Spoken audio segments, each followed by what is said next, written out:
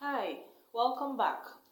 Today we'll be talking about the creative process of fashion design and how to get inspiration for design.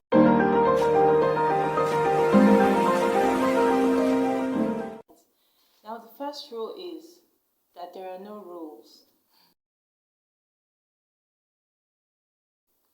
As a designer, you have to come up with your own designs. That's what makes you a fashion designer, right? And it's important that you do not just see a style and just replicate it exactly the way it is. Find something to change, tweak something, change the sleeve, add a flounce, do something. Don't just see something and just replicate it exactly the way you found it. Unless of course your client says, do this specific sample for me and this is exactly the way I want it, so that you can avoid what I ordered versus what I got. There are lots of inspiration everywhere around you. If you keep your mind open and you keep your eyes open, you will find that you can get inspiration from about anything. You could look at a bird and then you see something that you could incorporate into your design. You look at an insect, you look at a building, you look at a statue. You're out strolling in the park and you look at grass or a caterpillar or whatever it is. Just make sure that you're out there looking for whatever could inspire you. Now, there are many fashion influences. It could be a movie, a public figure, TV, magazine. Just make sure that you're always on the lookout for something. When your mind is open to these things, you find that when you pay attention to what is around you, you find a lot of ideas that could inspire your designs.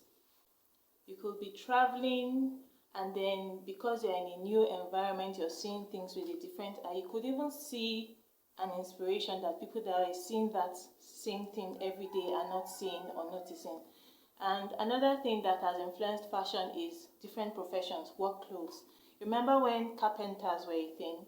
When all the guys were feeling hip for having carpenter jeans or dungarees, or they're just so many ways that different things around us, the culture, different things can influence fashion. There's this weird one that happens for me. I could be looking at a wall and I see a smudge on the wall, and then on that smudge I see a design. I don't know how to explain this to anyone. I could be looking at the cloud formation in the sky and then I see a design. It's weird, right? The first rule about fashion design is that there are really no rules. Now, for the guidelines in fashion design, you need to look at certain things. Number one, who are you designing for? Who is your client? What is the lifestyle? What do they like? How do they see themselves? What is their income? What structure do you want to adhere to in your design? What color? What shapes? What silhouette? What design elements do you want to see in your designs? Now, when you get an idea for something, you put it down quickly. Either you sketch it on paper or you take a picture. Just make sure you record what you get as soon as it comes so that you don't lose it. Because many times it happens to me, I'm in a place where I'm unable to record something and I get this inspiration, and because I did not put it down immediately, I could forget it and it might be difficult for me to recollect what it was I saw in my mind.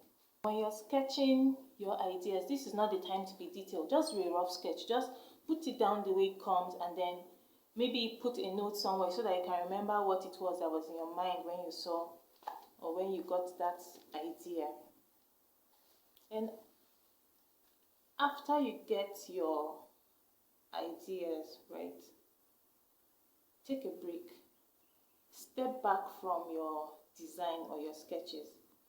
Allow it to breathe. Just go and do something else. Take a cold drink, watch a movie, take a walk, so that you can come back with fresh eyes.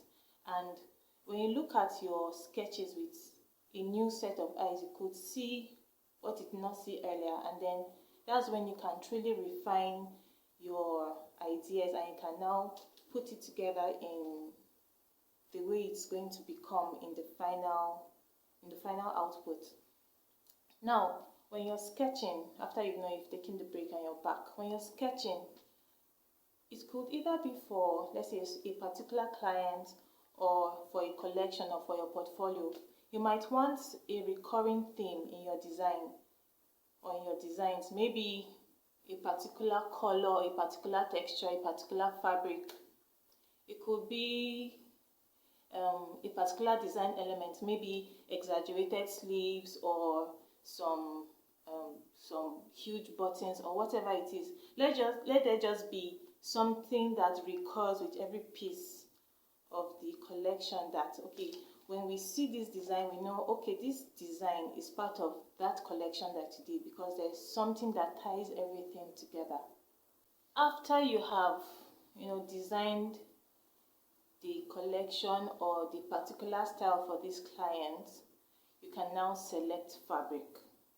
Well, for some people, the fabric inspires the design, and then for some people, they have the design first and then they start looking for what fabric is going to match up with the design. So after sketching, if that's your process, you can now decide what fabric is going to work for the design, together with what notions and trims, what appliques, what kind of closure. Are you going to use a zip or elastic or buttons or the hook and eye? Just decide all those things ahead of time before you produce. Then after all this, you now go into the production process, where you do your pattern drafts, then you cut, then it's constructed, that is sewn together. Then you do quality control. You have to check for the stitch quality. You have to check whether the designs were properly interpreted. You have to check for accuracy. You have to check that okay, the measurement of the finished garment corresponds with the measurements that was taken. Then after all that, you could now go for fitting, either for the specific client that you're working for or for a model with that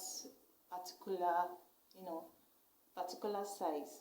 And after that, it's ready for the runway, or it's ready for your clients to go for their events that they were trying. For some of you that think that you are not creative, I can see you. I can see the faces you are making. It looks like this. See, I have something for you. I have a hack that you can use even if you feel you cannot come up with designs. Like, I'm sure you're wondering, what do you mean by I can look at an insect and get a design? Calm down, I have something for you. Now you could put together series of design elements. I'm just using the word element roughly. You could have series of necklines, or series of sleeves, series of silhouettes, that is the series of outline, the shape, the outline of the shape. You can have all those, and then let's say in your neckline series, you could pick style 4 and then pair it with sleeve 3, then pair them with shape 2 and put either buttons or zips. When you change the sleeve and change the shape of something, it's another style. And then you pick another neckline, you pick another bodice, you pick another type of bottom, whether the skirt or the trousers. You pick another design element, and then by the time you put it together with a different combination, it's another style. So there is no end to the combinations of styles you can come up with. You just have to be more intentional. Please give us a thumbs up, subscribe if you haven't already, share this link with your friends, and please comment. I would like to know how you get inspiration, or what portion of what we've talked about today you're going to implement, or any fresh idea you have. I'd love to hear from you.